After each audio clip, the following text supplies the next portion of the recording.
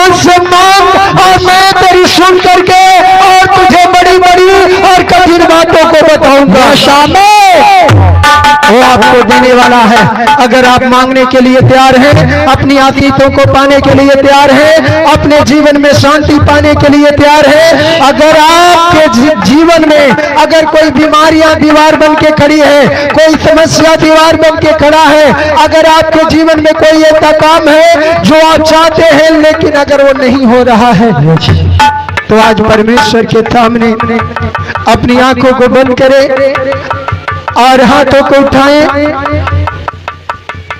आंखों को बंद करें और हाथों को उठाएं और अपनी आत्मा में जाएं, अपने हृदय को खोल दें।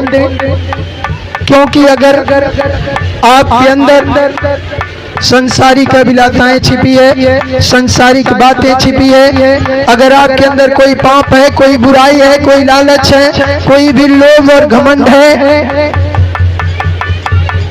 तो परमेश्वर आपके अंदर कभी नहीं आएगा। अगर आप चाहते हैं कि परमेश्वर आपके जीवन में आए, अगर आप चाहते हैं कि पवित्र आत्मा आपको छुए, अगर आप चाहते हैं कि पवित्र आत्मा आपको बदले, तो अपनी हाथों को उठाएं, हर एक जन हाथों को उठाएं, स्वर की ओर, स्वर की ओर।